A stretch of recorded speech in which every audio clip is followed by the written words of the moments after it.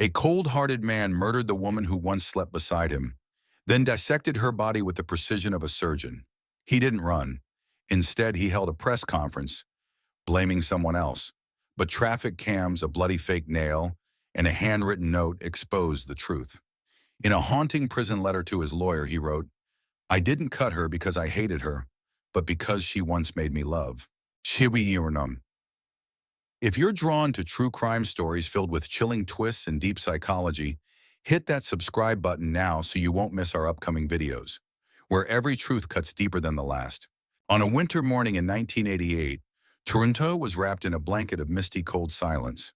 A rural highway cut through the countryside, bordered only by endless fields and long lines of power poles. Ralph Coleman was walking his dog when he suddenly stopped. The dog barked furiously, pulling toward a drainage ditch on the side of the road. Ralph approached cautiously, and his heart nearly stopped. Lying among the thin layer of snow was a human leg, intact from the knee down. Toenails painted a deep red, frozen stiff like a symbol of death itself. Next to it was a black trash bag, torn open, revealing some pieces of cloth stained with dirty snow. What sent chills through Ralph's spine wasn't just the severed leg lying in the open, but the fact that it was completely frozen, drained of blood, as if someone had emptied it dry before dumping it. He didn't dare touch it, just stood shaking as he called the police with trembling fingers. Detective Larry Edgar from the Ontario Provincial Police was the first to arrive. He stepped out of the car into the icy fog and stared down at the leg in the trash bag, eyes darkening with concern. At first, Edgar suspected a twisted prank by med students, or perhaps a dismembered animal disguised as human. But when forensics arrived, every simple theory unraveled instantly. A few steps away from the first leg, they discovered the second one, also from the knee down, also frozen, also drained of blood. Two severed female legs, 2 feet, pristine and lifeless, lay apart, seemingly from the same body. No head, no arms, no torso. A nameless enigma with no voice, no identity, and no story to tell. Edgar immediately ordered the area sealed off, deployed crime scene photographers, and had evidence techs document everything before transporting the limbs to the provincial morgue. He'd worked many homicides in his career, but something about this scene sent a deeper chill down his spine. Not just the brutality, but the deliberate anonymity. Whoever did this wasn't sloppy. There were no fingerprints, no blood trail, no crime scene, just body parts frozen and discarded in the open, as if issuing a silent challenge. As news spread, local residents grew uneasy. A man named Thomas Ewan, living just 500 meters from the scene, called the police. He recalled that on the night before the discovery, he stepped out for a smoke and saw a black vehicle parked by the roadside for around 10 minutes. "I didn't see anyone get out," he said. "The headlights stayed on for a bit, then turned off. Then the car drove away." Thomas admitted it was too dark to catch the license plate, but his testimony became the first faint clue, vague yet haunting. Back at the station, Larry Edgar stared at the photographs of the 2 limbs placed on the evidence table. No blood, no messy tears. The cuts were clean, surgical, as if someone with medical training had performed an operation, not a crime of rage. A sick realization crept in. This wasn't a random act. This was a killer with knowledge, precision, and purpose. "This isn't some drifter's work," Edgar murmured to his partner. "We're dealing with someone who planned this, someone who wants their victim to vanish without a trace." And with that, he officially opened a homicide file for an unidentified victim. The case was named Jane Doe. Frozen silence. Now time became the enemy. Every hour that passed was another layer of ice covering the truth. Without identifying the victim, they had no chance of finding the killer. But more horrifying than that was the looming question. How many other body parts were still out there, scattered in the snow? And did they still carry the final whispers of the one who had died? Inside the forensic lab of the Ontario Provincial Police, harsh white lights reflected off the cold steel table where 2 lifeless limbs lay still. 2 lower legs, neatly severed, surgically clean, rested side by side as if carefully placed by expert hands. But it was this very neatness that sent chills down the backs of the forensic team. Dr. Morales, the lead pathologist, gently drew her scalpel across the frozen skin. Beneath it, grayish, bloodless tissue, devoid of fluids. The cuts on the knee joints were perfectly executed, with no signs of tearing or hesitation, something nearly impossible to achieve with ordinary force or household tools.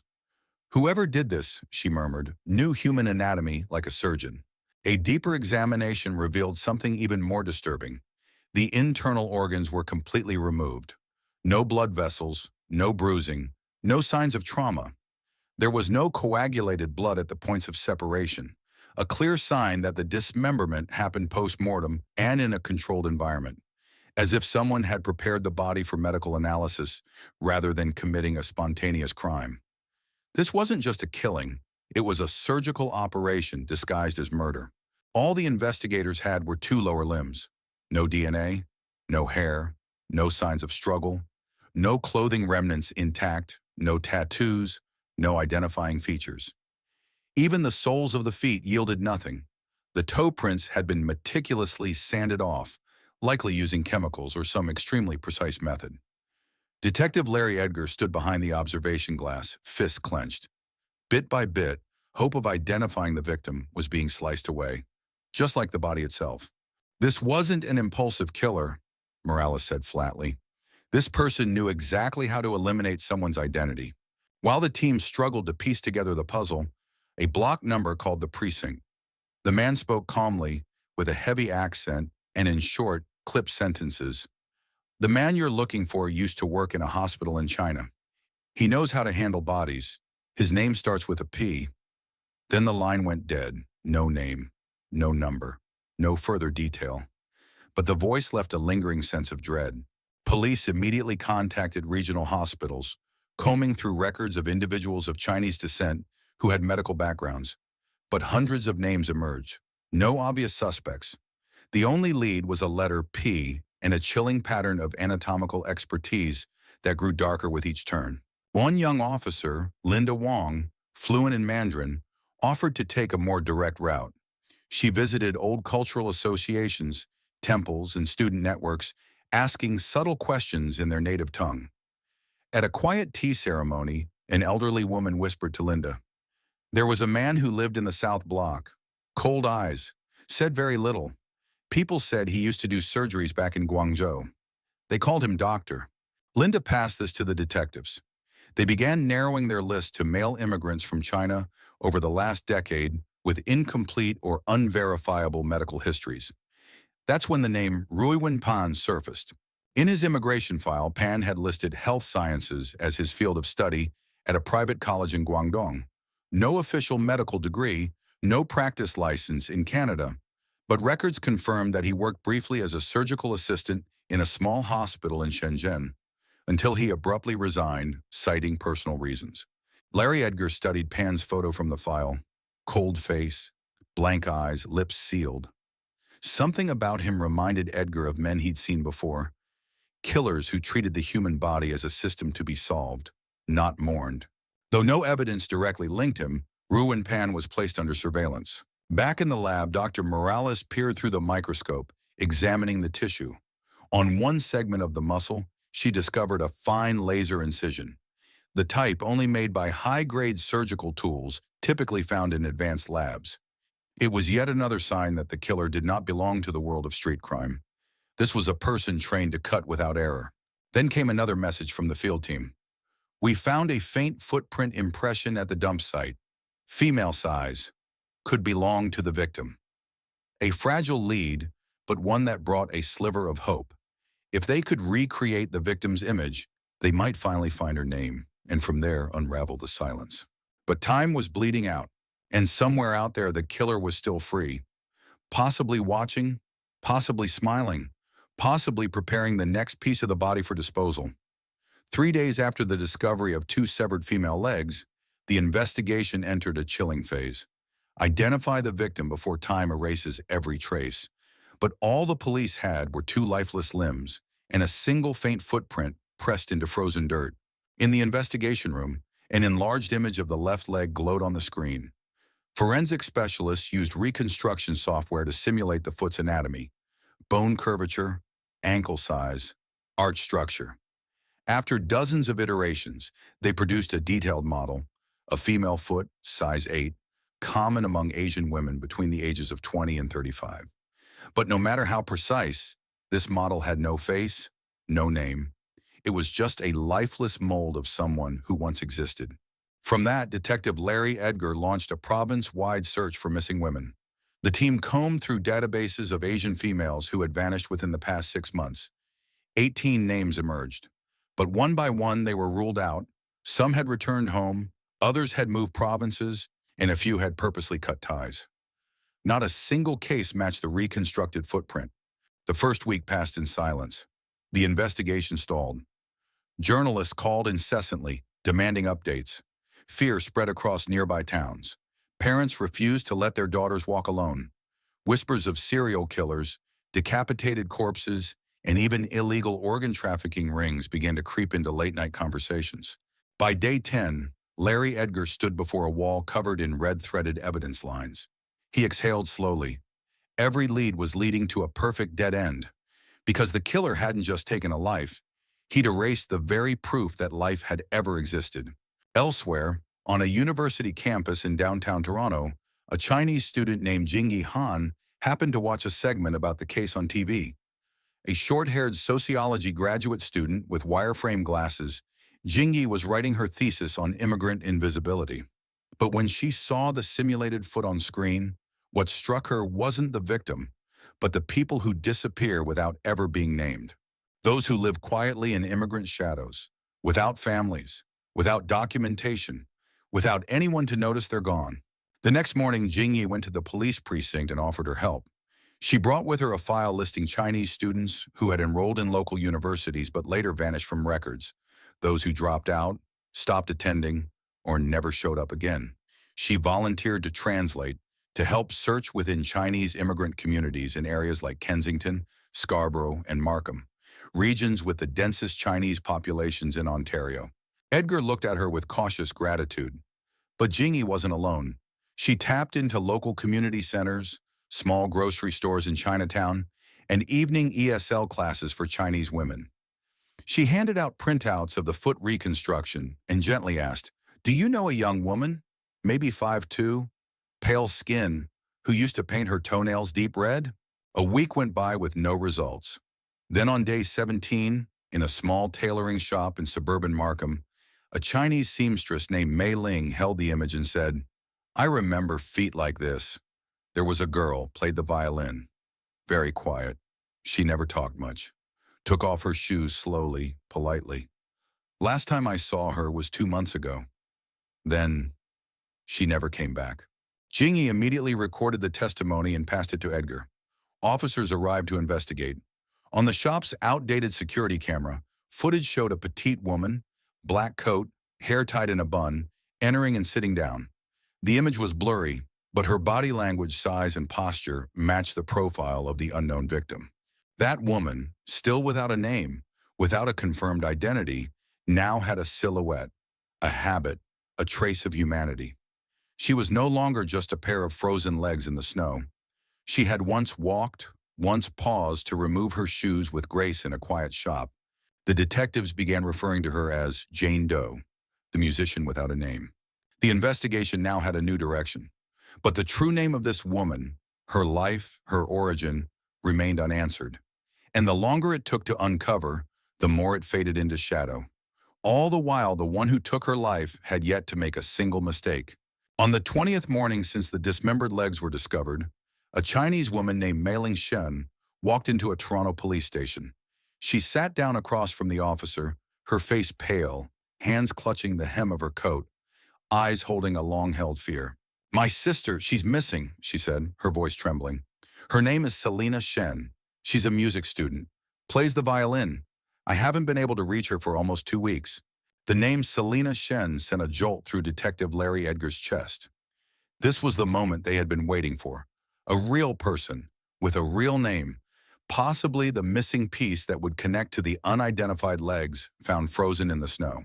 Mailing explained that Selena came to Toronto on a cultural exchange program to study at the Ontario Conservatory of Music. She was known for her violin skills and her gentle, quiet nature. But a little over a month ago, Selena suddenly moved out of her dorm without notice, quit social media, changed her phone number, and even became distant with her own sister. Short, nervous conversations, as if she were hiding from something or someone. I know she was living with her boyfriend. His name is Ruiwen Pan, but after she moved out, I had no idea where she went. That name, Pan, stabbed into Edgar's memory. It was the same initial mentioned in that anonymous call weeks earlier. Ruiwen Pan, the man with a murky background in medical work in China, now residing just miles from the site where the remains were found. Detectives began tracking down locations linked to Selena. Eventually, they found a rundown boarding house in North Toronto, where she had stayed for 3 months before disappearing. The landlord, an elderly Chinese woman, described Selena as polite, shy, and very quiet, and mentioned that she would always lock her door, even just to use the restroom. Inside the room, the remnants of a young woman's life still lingered. A pair of worn canvas shoes, a coat hanging behind the door, and on the desk, a burnt diary, damaged during a small kitchen fire weeks before. Most pages were lost, singed at the edges, but the final entry remained, scribbled in fading black ink in Chinese. "I can't breathe if I have to live near him." That sentence hit Edgar like a punch to the chest. No name, no context, but it read like a trapped soul's last gasp for air, a suffocated cry frozen in ink. From that point forward, Selena Shen was no longer a theory. She was the prime victim. A woman who once held a violin bow might now be lying somewhere, her body dismembered and discarded, her music silenced forever. Edgar assigned a special task force to trace Selena's last known movements. They discovered that in the 6 months leading up to her disappearance, she had repeatedly visited the University Counseling Center, always for anxiety, insomnia, and a fear of being watched. She never gave her boyfriend's name, never detailed the relationship. But during her final session, she had whispered just one line. "I'm afraid that one day I'll disappear and no one will notice." Investigators reached out to her professor at the conservatory. He remembered her as a gifted student who once stunned an entire auditorium during a spring concert with her performance of Massenet's Meditation. "She wasn't someone who would just walk away or harm herself," he said firmly. "If she's gone, then someone made her disappear." While combing through old surveillance footage near her former boarding house, police uncovered grainy traffic camera footage. It showed a thin man, short hair, helping a woman load a suitcase into a dark sedan. The license plate was partially obscured by cloth. The woman's face was lowered, her posture hurried. She never looked back. A still frame from the footage was shown to Mei Shen. She stared at it for a long time, hands trembling. "That's Selena. And that suitcase, it's hers." Edgar now felt a cold stone slowly turning inside his chest. A woman vanished without a trace, a scorched diary with a silent plea, a surveillance frame with a shadow of truth. And at the center of it all, a man named Pan, still walking freely through the streets of Toronto as if nothing had ever happened. He lived in a high-rise apartment on the 6th floor of a quiet condo in East Toronto, where security cameras monitored every hallway and the front door had a double electronic lock. His name was Ruiwen Pan, 53 years old, originally from Guangzhou, who had immigrated to Canada nearly 15 years ago. On paper, he owned a small store called Dollar Variety in Chinatown, selling cheap items like tissues, tape, plastic containers, and basic electronics. But what drew police attention wasn't what he sold. It was the fact that the shop never opened during the day. As detectives placed Pan under surveillance, strange patterns emerged.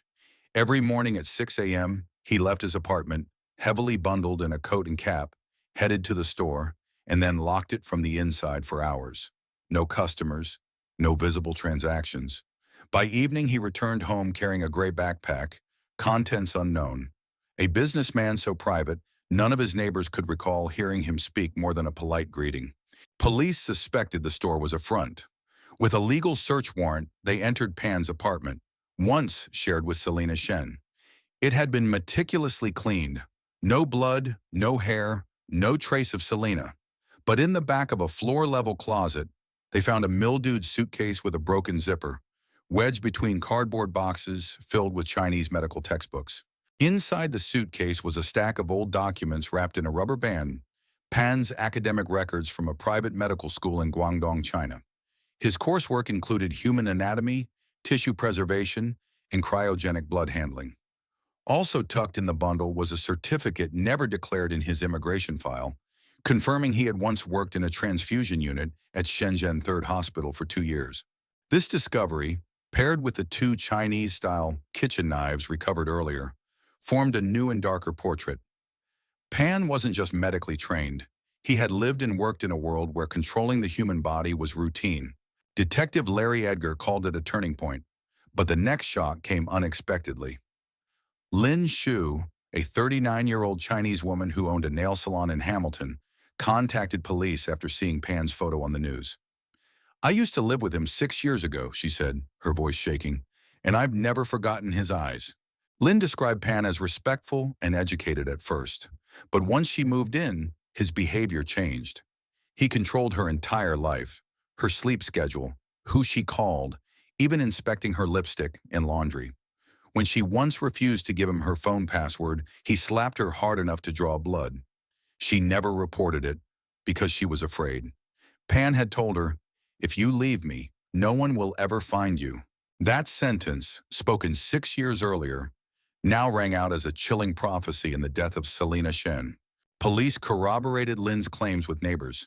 They recalled shouting, glass breaking, and violent arguments in the apartment, but never saw police intervention. "He lived like a shadow," one said. "No one dared to interfere."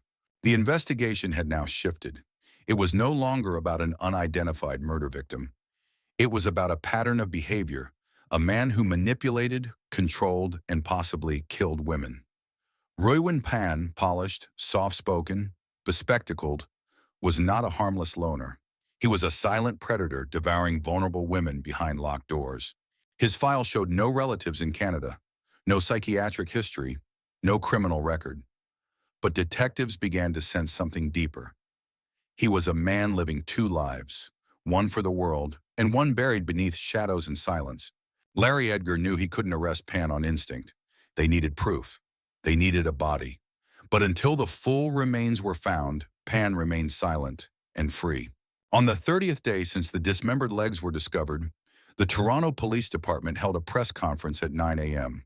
Under bright lights and in front of flashing cameras, Detective Larry Edgar stood tall, his voice calm but unyielding. "We officially confirm the identity of the victim as Selena Shen, a Chinese citizen, 27 years old, an international music student in Toronto.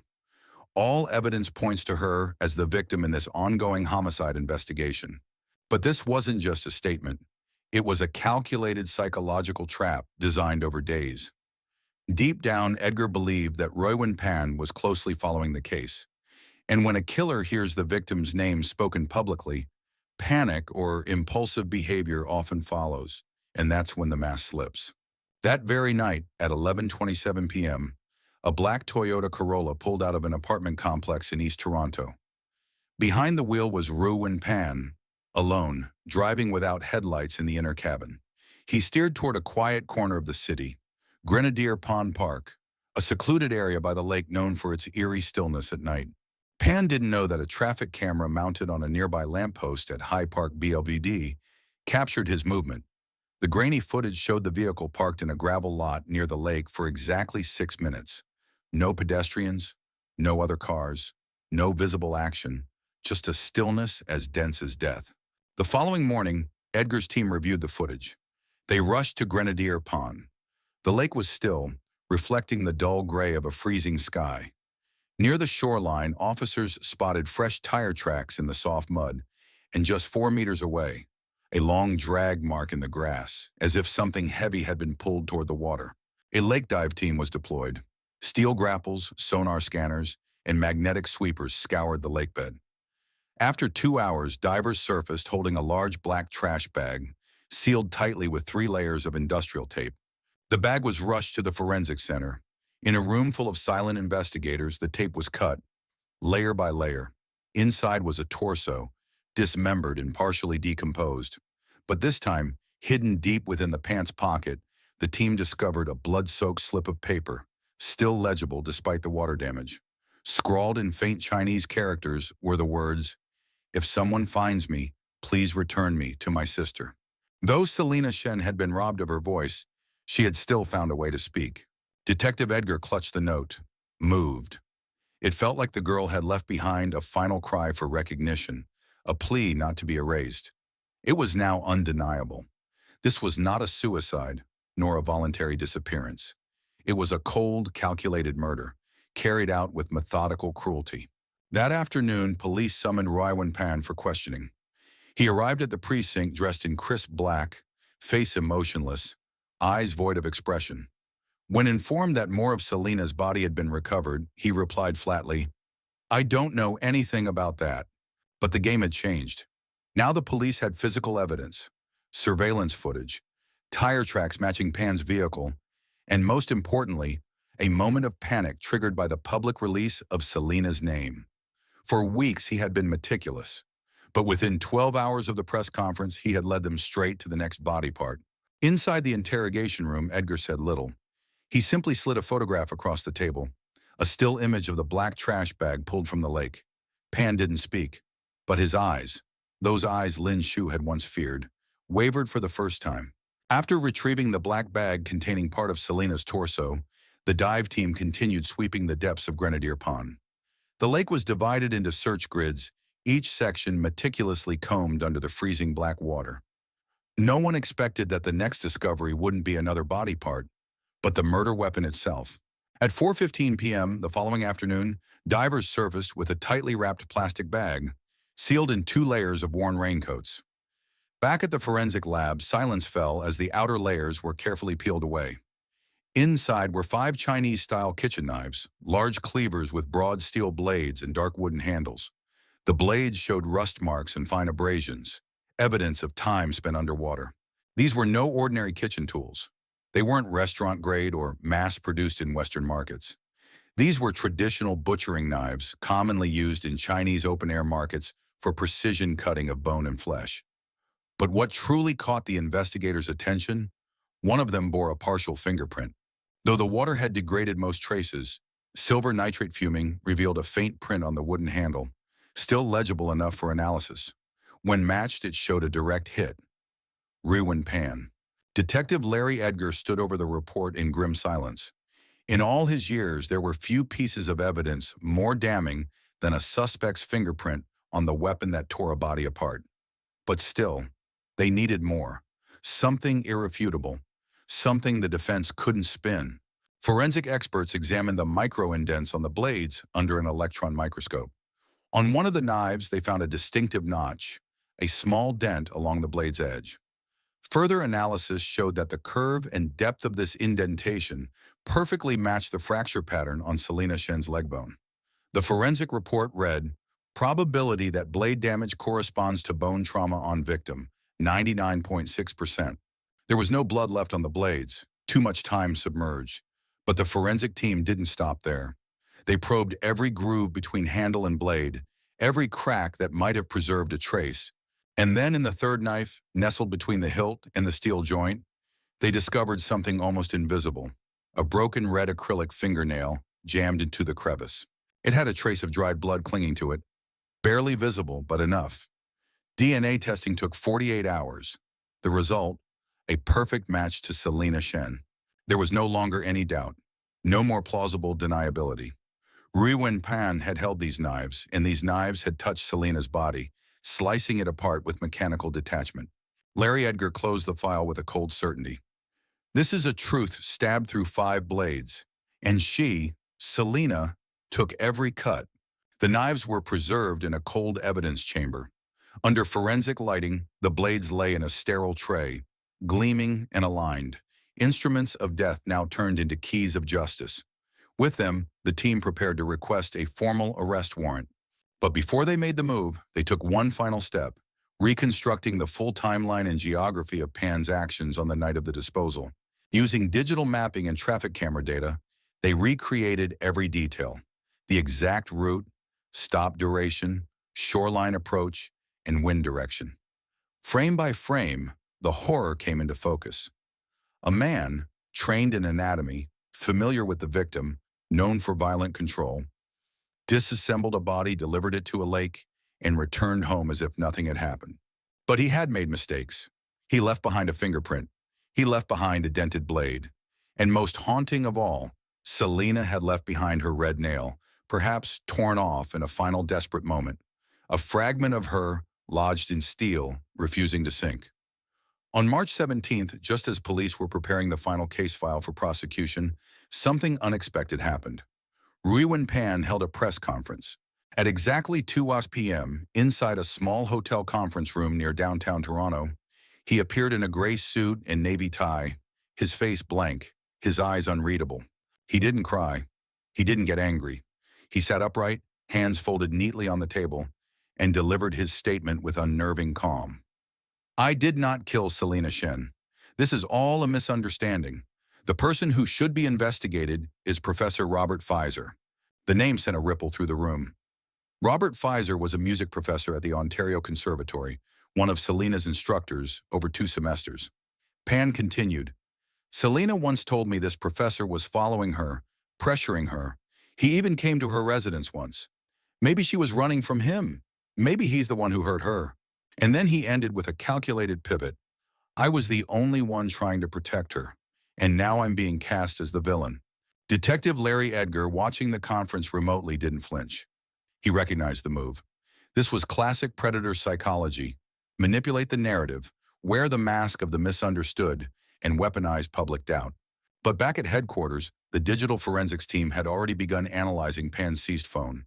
Hidden in an encrypted messaging app was a short 2-minute voice memo, a monologue Pan had recorded himself, never sent to anyone. It wasn't a direct confession, but it was revealing. In his even, emotionless voice, Pan said, if there's no blood, no crime scene, no witnesses, then no one can prove what I did. And she has no voice left to speak. That sentence rang out in the room like a gunshot. He believed the perfect crime existed, not because it was clean, but because the victim was silenced. But Selena had left behind her own form of voice. DNA, fingerprints, broken acrylic nails, fragments of resistance. And now, there would be one more. That same day, detectives returned to Pan's apartment for a final sweep before issuing the warrant. This time, they examined every file, every notebook stacked in his cheap plywood bookshelf. Inside an old music binder, nestled between faded sheets of classical compositions, they discovered 5 unmarked A4 sheets, hand-drawn in black ink. On those pages were sketch diagrams of a woman's dismembered body, each part labeled with gruesome detail. Legs, leave skin intact. Torso, separate if needed. Face, destroy before handling. The handwriting matched Pan's previous forms, tilted left, rigid, and tight, no mistaking it. Edgar stared at the drawings. They weren't artistic. They weren't emotional. They were blueprints, meticulous outlines by a man who didn't see people, only parts. In criminal psychology, there's a term, objectification of the victim. Killers like Pan don't see their targets as human beings. The woman they once lived with, kissed or shared dinner with, becomes a task, a disposable burden. They plan not only the murder, but the disassembly. With these drawings, Pan hadn't just killed Selena with knives. He had killed her long before, with thought. So why the press conference? Why not run? The answer was simple. He thought he was smarter than the system. Pan knew the law. He understood how investigations worked. He knew how to hide blood, eliminate a crime scene, and bet on the absence of direct evidence. In his mind, if they couldn't catch him in the act, he'd walk free. But what he didn't account for was this. Women don't stay silent forever.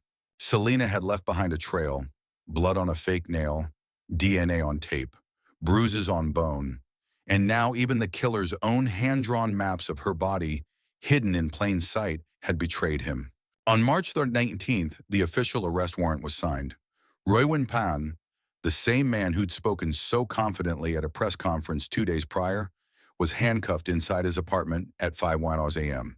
He didn't resist. He simply said, "You can't prove who drew those things." To which Detective Edgar, standing by the door, replied, "We don't need to prove who drew. We only need to prove who killed." On June 3rd, the first trial for Ruiwen Pan officially began at the Toronto Criminal Court. The courtroom was packed. Journalists, international observers, and members of the Chinese-Canadian community. All eyes were fixed on the defendant, a man in a crisp white shirt, neatly combed hair, seated calmly as if attending a seminar, not as someone facing a charge of first-degree murder. The prosecutor wasted no time laying out the evidence.